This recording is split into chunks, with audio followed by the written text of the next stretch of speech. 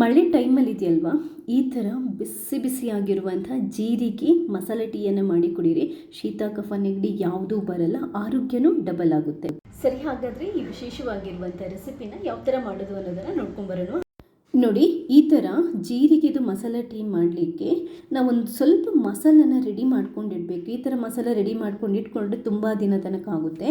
ಒಂದು 2 ಟೇಬಲ್ ಸ್ಪೂನಷ್ಟು ಜೀರಿಗೆ, 1 ಟೇಬಲ್ ಸ್ಪೂನಷ್ಟು ಬಡೆಸೊಪ್ಪು, 1 ಟೇಬಲ್ ಸ್ಪೂನಷ್ಟು ಕಾಳುಮೆಣಸು, 1 ಟೇಬಲ್ ಸ್ಪೂನಷ್ಟು ಏಲಕ್ಕಿ, 1 ಸ್ಟಾರ್, ಹಾಗೆಯೇ ಒಂದು 3-4 ಲವಂಗ, 1 ತುಂಡು ಚಕ್ಕೆ, ಇದೆಲ್ಲದನ್ನು ಹಾಕಿ ಒಂದು ಮಸಾಲ ಪುಡಿಯನ್ನು, ಟೀಯ ಘಮಘಮ ಅನ್ನುವಂತಹ ಮಸಾಲ ಪುಡಿಯನ್ನು ರೆಡಿ ಮಾಡಿ ಇಟ್ಕೋಬೇಕು.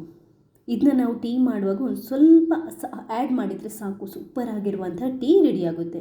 ಒಂದು ಸ್ವಲ್ಪ ಹುರಿದುಕೊಳ್ಳಿ. ಮಸಾಲ ನೀವು ರೆಡಿ ಮಾಡೋದಕ್ಕಿಂತ ಮುಂಚೆ, ಪುಡಿಗಳನ್ನು ರೆಡಿ ಮಾಡೋಕ್ಕಿಂತ ಮುಂಚೆ ಎಲ್ಲ ಇಂಗ್ರೀಡಿಯೆಂಟ್ಸನ್ನು ಒಂದು ಸ್ವಲ್ಪ ಮೀಡಿಯಮ್ ಉರಿಯಲ್ಲಿ ಒಂದು ಬಾಣಲೆಯಲ್ಲಿ ಹಾಕಿಬಿಟ್ಟು ಹುರಿದುಕೊಂಡು ಅದೊಂಚೂರು ತಣ್ಣಗಾದ ನಂತರ ಚೆನ್ನಾಗಿ ರುಬ್ಕೊಳ್ಳಿ. ನಿಮಗೆ ಇದರ ಫ್ಲೇವರ್ ಇದೆಯಲ್ವ, ಈ ಏಲಕ್ಕಿ ಮತ್ತು ಚಕ್ಕೆ ಜೀರಿಗೆಲ್ಲ ಹುರಿದಾಗ ಘಮಘಮ ಅನ್ನುವಂಥ ಪರಿಮಳ ಇದೆಯಲ್ವ, ನಿಮಗೆ ಆವಾಗಲೇ ಆ ಮಸಾಲೆ ಟೀಯನ್ನು ಮಾಡಿ ಕುಡಿಬೇಕು ಅಂತ ಅನ್ಸುತ್ತೆ, ಅಷ್ಟು ಚೆನ್ನಾಗಿರುತ್ತೆ. ನೋಡಿ, ಈ ಥರ ನಾನು ಮಸಾಲೆ ಟೀಯ ಪುಡಿಯನ್ನು ರೆಡಿ ಮಾಡ್ಕೊಂಡು ಇಟ್ಕೊಂಡಿದ್ದೀನಿ. ಇದನ್ನ ನೀವು ಡಬ್ಬದಲ್ಲಿ ಹಾಕಿ ಸ್ಟೋರ್ ಮಾಡಿ ಇಡ್ಬೋದು, ಏನು ತೊಂದರೆ ಇಲ್ಲ.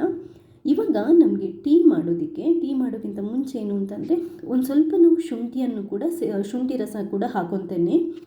ಯೂಶ್ವಲಾಗಿ ಡ್ರೈ ಶುಂಠಿ ಇದ್ದರೆ ನೀವು ಹುರಿಯುವಾಗ ಇಂಗ್ರೀಡಿಯೆಂಟ್ಸ್ ಹಾಕಿರ್ತೀರಲ್ವ, ಆವಾಗಲೇ ಹಾಕ್ಕೊಂಡು ಪುಡಿ ಮಾಡ್ಕೊಂಡು ಇಟ್ಕೋಬೋದು.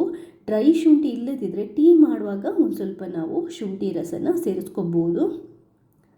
ಸ್ವಲ್ಪ ಶುಂಠಿನ ಜಜ್ಜಿಬಿಟ್ಟು ನಾವು ಹಾಕೋಬೋದು. ಶೀತಕ್ಕೆ ತುಂಬ ಒಳ್ಳೆಯದು, ದೇಹನ ತುಂಬ ಬೆಚ್ಚಗಿಡುತ್ತೆ. ಟೀ ಮಾಡುವಾಗ ನೋಡಿ, ನಾನೊಂದು 3 ಕಪ್ಪಷ್ಟು ಟೀ ಮಾಡ್ತಾಯಿದ್ದೇನೆ. 2 ಕಪ್ಪಷ್ಟು ನೀರನ್ನು ಹಾಕೊತಾ ಇದ್ದೇನೆ.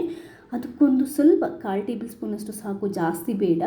ಈ ಟೀ ಮಸಾಲ ಪುಡಿ ಇರುತ್ತಲ್ವ, ಅದನ್ನ ಹಾಕ್ಕೊಳ್ಳಿ. ನಿಮಗೆ ಎಷ್ಟು ಬೇಕು ಅಷ್ಟು ಟೀ ಪೌಡರನ್ನು ಹಾಕ್ಕೊಳ್ಳಿ. ಹಾಗೆಯೇ ಸಕ್ಕರೆಯನ್ನು ಕೂಡ ಹಾಕ್ಕೊಂಡು ಚೆನ್ನಾಗಿ ಕುದಿಸ್ಕೊಳ್ಳಿ ಫಸ್ಟ್.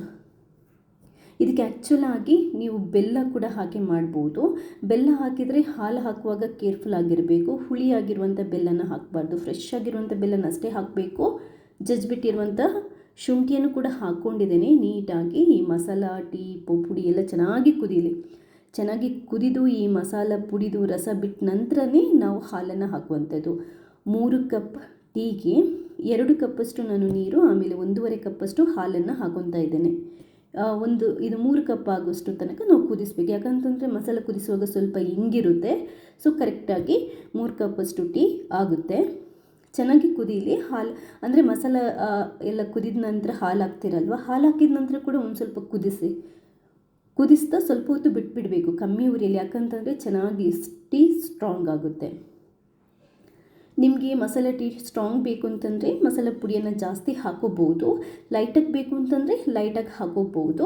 ಈ ಮಸಾಲದಲ್ಲಿ ಎಲ್ಲ ಅಂದರೆ ಗರಂ ಮಸಾಲೆ ಇಂಗ್ರೀಡಿಯೆಂಟ್ಸ್ ಎಲ್ಲ ನಮ್ಮ ದೇಹನ ಬೆಚ್ಚಗಿಡುವಂಥ ಇಂಗ್ರೀಡಿಯೆಂಟ್ಸ್ ಇರೋದ್ರಿಂದ ಇದೆಯಲ್ವಾ, ಆರೋಗ್ಯಕ್ಕೆ ತುಂಬಾ ಒಳ್ಳೆಯದು.